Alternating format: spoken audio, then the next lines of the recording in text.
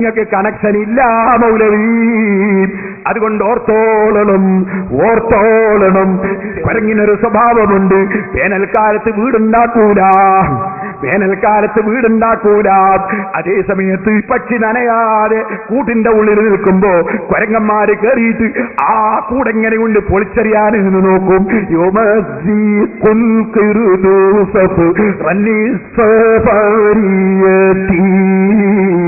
അതെ, അതാണ് റസാനത്ത് പറഞ്ഞത്. ഇതാ കുരങ്ങന്മാർക്കൊരു സ്വഭാവമുണ്ട്. ഉള്ള പക്ഷി നനയാതെ കൂടുമ്പോൾ അത് വലിച്ചെറിയുന്ന പരിപാടി. ഇതുപോലെ പറയട്ടെ, നിങ്ങൾക്ക് പരമ്പരയില്ല മൗലവി, നിങ്ങൾക്ക് പരമ്പരയില്ല. ഉള്ള പരമ്പരയോടെ ഞങ്ങൾ ഇരിക്കുമ്പോ ഞങ്ങളെ പരമ്പര പൊട്ടിക്കാമെന്ന് തോന്നിയല്ലേ? ആ കുരങ്ങന്റെ പരിപാടി നടക്കൂല മൗലവി. ഇനി പറയട്ടെ, പരമ്പരയില്ലാത്ത സലഫി, പരമ്പരയില്ലാത്ത മുജാഹിദ്, നിങ്ങളെ ഇസ്ലാം എവിടുന്ന് കിട്ടി? നിങ്ങൾക്ക് പരമ്പരയില്ല, ഇബ്ലീസിൽ നിന്ന് കിട്ടി. ഞങ്ങളെ ഇസ്ലാമിന്റെ പരമ്പര ഞാനിവിടെ മുമ്പ് വായിച്ചിട്ടുണ്ട്, റസൂലുള്ള വരെ വായിച്ചിട്ടുണ്ട്. അത് തകർക്കാൻ നിങ്ങളെ കൊണ്ട് കഴിയില്ല. ഇനി പറയട്ടെ സുഹൃത്തുക്കളെ, ഈ പരമ്പരയില്ലാതെ പുത്തൻവാദി വല്ലതും പറഞ്ഞാൽ അത് സ്വീകരിക്കാൻ പറ്റുമോ? മൗലവിന്റെ കഥ കിടങ്ങൾക്ക് മൗലവി ഇത് പറഞ്ഞപ്പോ മൗലവിക്ക് ഓർമ്മയായി, ഇക്കിടി പറ്റിയല്ലോ. കാരണം ഉസ്താദിന്റെ പരമ്പര ചാലിനകത്തിന്റെ പേര് പറഞ്ഞു ഇല്ലേ, ഇക്കിടി പറ്റിയെന്ന് തോന്നി മൗലവി പറഞ്ഞിരുമോ? മുസ്ലിയാരെ, ഉസ്താദുമാരെ പരമ്പരയൊന്നല്ല പരമ്പരാന്ന്. അതെന്ന് വെച്ചുകൊടുത്താ നമ്മൾ പറയും നിങ്ങളെ ഈ ഉസ്താദിന്റെ പരമ്പരയൊന്നുമല്ല പരമ്പര എന്ന് പറയും. ഇവിടെ ഇസ്ലാം പഠിപ്പിച്ച പരമ്പരയുള്ളത് മുജാഹിദുകൾക്ക് മാത്രമാണ്. വളരെ ആത്മവിശ്വാസത്തോടെയാ പറയുന്നതെന്ന് മനസ്സിലാക്കിക്കോ. നല്ല ആത്മവിശ്വാസമുണ്ട്. ഉസ്താദുമാരതല്ലോ പരമ്പര, മുജാഹിദിക്ക് മാത്രമേ പരമ്പരയുള്ളൂ. ശരിയാണ്, ഉസ്താദുമാരെ പരമ്പരയല്ല, ഇബ്ലീസിന്റെ പരമ്പരയാണ്. ഉസ്താദിന്റെ പരമ്പര നിങ്ങൾക്കില്ല, നിങ്ങൾക്ക് ഉസ്താദുമാരില്ല. അതാണ് ഞാൻ കഴിഞ്ഞ പ്രസംഗത്തിൽ സമർത്ഥിച്ചത്. അതിവിടെ തെളിഞ്ഞു കഴിഞ്ഞു. നിങ്ങൾക്ക് ഉസ്താദുമാരെ പരമ്പരയില്ല. ഉണ്ടെങ്കിൽ വായിക്കൂ മൗലവി, പരമ്പര വായിക്കൂ. ഞങ്ങളൊന്ന് നോക്കട്ടെ. ചാലിലകത്ത് സലഫിയല്ല, അതിന്റെ അപ്പുറത്തുള്ളതാരാണ്? ബദർ മൗലിദ് ഓതിയ വളപ്പില്ലാണ്. വളപ്പിൽ അസൻകുട്ടി മുസ്ലിയാരാണ്, ബദർ മൗലിദ് ഓതിയ ആളാണ്. അതിന്റെ അപ്പുറങ്ങ് പോകുമ്പോൾ ഉമർ ഖാദിയാണ്. റസൂലുള്ളാഹിന്റെ ജാറത്തിങ്ങ പോയിട്ട് റസൂലുള്ളാഹിനോട് കരഞ്ഞ് അപേക്ഷ സമർപ്പിച്ച ആളാണ്. അതിന്റെ മേലോട്ടുള്ളതാരാണ്? സൈനുദ്ദീൻ മഖ്ദൂബാനി ഇബ്നു ഹജർ തങ്ങളാണ്. അത് ഇസ്തിഗാസ ശിർക്കൽ എന്ന് പറഞ്ഞ് കിതാബ് എഴുതിയ ആളാണ്. മേലോട്ട് പോകുമ്പോൾ ഇമാം നവവിയാണ്. നവവി ഇമാം തങ്ങൾ റസൂലുള്ളാഹിനെ വിളിച്ച് തേടാൻ 3 കിതാബിൽ പരസ്യമായി എഴുതിയിട്ട് ബുഖാരിന്റെ സറഹിൽ ഞാൻ റസൂലുള്ളാഹിനോട് ശഫാഅത്ത് തേടുന്നു എന്ന് പറഞ്ഞ ആളാണ്. സുബ്ഹാനല്ലാഹ്, പരമ്പരയില്ല.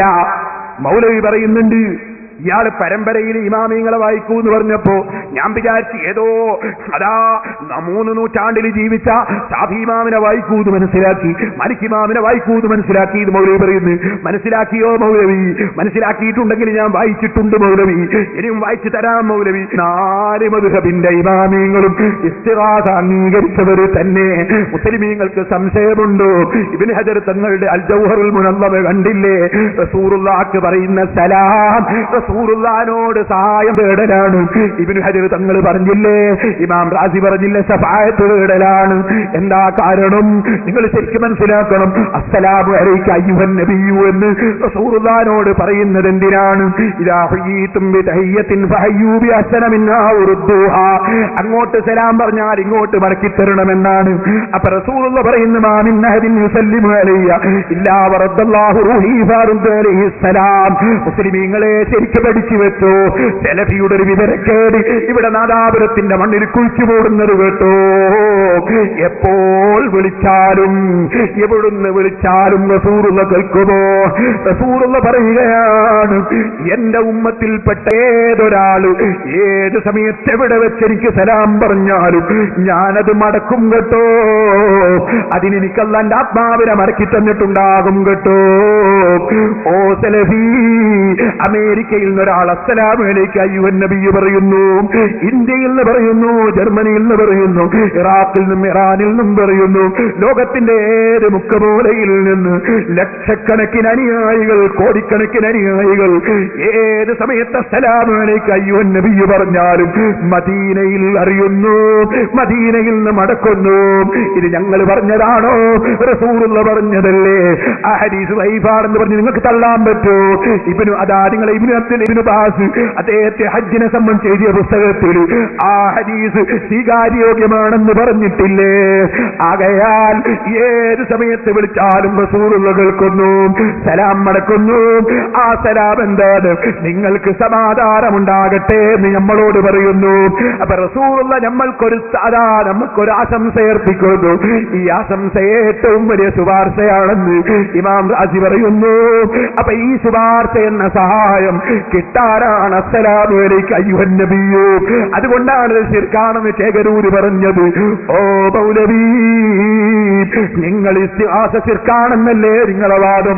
എനിക്ക് ചോദിക്കട്ടെ, 4 മദ്ഹബിന്റെ ഇമാമിങ്ങളും അസ്സലാമു അലൈക അയ്യുഹൻ നബിയ്യു പറഞ്ഞിട്ടില്ലേ മൗലവി? മാലിക് ഇമാം ഇസ്തിഹാസക്കെതിരാണോ?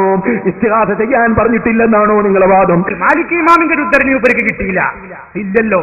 എടുക്കുമോനെ ഇമാം ഖാദിയാദിന്റെ അതാ ശിഫ എടുക്കൂ. മാലിക് ഇമാം റളിയല്ലാഹു അൻഹു എന്താ പറയുന്നത്? ഇമാം മാലിക് റളിയല്ലാഹു അൻഹു അവിടുന്ന് അതാ പറഞ്ഞു കൊടുക്കുന്നു. ആർക്ക്? അബൂ ജഅഫർ അമീറുൽ മുഅ്മിനീൻ തങ്ങൾ മാലിക് ഇമാമിനോട് ചോദിക്കുന്നു. ചോദ്യത്തിന് മറുപടി പറയുന്നു. അതേ ഖാല മാലിക് യാ അമീറുൽ മുഅ്മിനീൻ ലാ തർഫഉ സൗതക ഫീ ഹാദൽ മസ്ജിദ് ഫഇന്നല്ലാഹ തആല അദബ ഖൗമൻ ഫഖാല ലാ തർഫഉ അസ്വാതകും ഫൗക സൗതി النبي الآية ومدح قوما قال فإن الذين يغضون أصواتهم عند رسول الله الآية وذم قوما فقال إن الذين ينادونك الآية وأن حرمته ميتا كحرمته حيا. മാലിക് ഇമാം പറയുന്നു, ഖുർആൻ തെളിവുദ്ധരിച്ചിട്ട് പറയുന്നു, റസൂലുള്ളാഹിന്റെ വഫാത്തിന് ശേഷവും മുമ്പും ഒരുപോലെ ബഹുമാനമാണ്. അതുകൊണ്ട് തന്നെ ഫസ്തഖാന ലഹാ അബൂ ജഅഫർ, ഭരണാധികാരി മാലിക് ഇമാമിന്റെ മുന്നിൽ വിനയം കാണിച്ചു. ഫഖാല യാ അബ്ദുല്ലാ അസ്തഖ്ബിലുൽ ഖിബ്ലത വദു അസ്തഖ്ബിലു റസൂലല്ലാഹ്, ഞാൻ റസൂലുള്ളാഹിനെ കൊള്ള തിരിഞ്ഞിട്ടാണോ ദ്വാരക്കണ്ടത്, ഖിബ്ലക്ക് തിരിഞ്ഞിട്ടാണോ? അപ്പോഴതാ ഇമാം മാലിക് റളിയല്ലാഹു അൻഹുവിന്റെ മറുപടി, വലിമ തസ്രിഫു വജ്ഹക അൻഹു, നിങ്ങൾ എന്തിനാ റസൂലുള്ളാഹിനെ തൊട്ട് മുഖം തിരിക്കുന്നത്?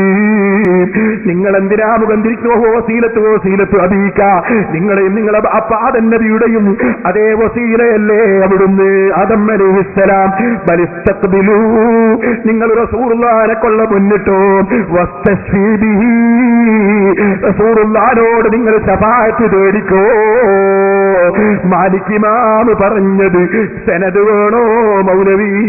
കേട്ടോ, സനദ് കേട്ടോ. ഹദ്ദസനൽ ഖാദി അബൂ അബ്ദുല്ലാഹി മുഹമ്മദ് ഇബ്നു അബ്ദുറഹ്മാൻ അൽ-അശ്അരി വഅബുൽ ഖാസിം അഹ്മദ് ഇബ്നു ബഖീൽ ഹാക്കിം വഗൈറു വാഹിദിൻ ഫീമാ ജാസൂനി ഖാലു അഖബറനാ അബുൽ അബ്ബാസ് അഹ്മദ് ഇബ്നു ഉമർ ഇബ്നു അൽ-ആസ് ഖാല ഹദ്ദസനാ അബുൽ ഹസൻ അലി ഇബ്നു ഫിഹ്ർ ഹദ്ദസനാ അബൂ ബക്കർ മുഹമ്മദ് ഇബ്നു അഹ്മദ് ഇബ്നു ഫദ് ഹദ്ദസനാ അബുൽ ഹസൻ അബ്ദുല്ലാഹി ഇബ്നു മുഅദ് ഹദ്ദസനാ യഖൂബ് ഇബ്നു ഇസ്ഹാഖ് ഇബ്നു അബീ ഇസ്രായീൽ ഹദ്ദസനാ അബൂ ഹമൈദ് ഖാല നാദറ. ഇത് സനദാണ് മൗലവി, മഹാനായ ഇബ്നു ഖാദിയാദിന്റെ സനദ്.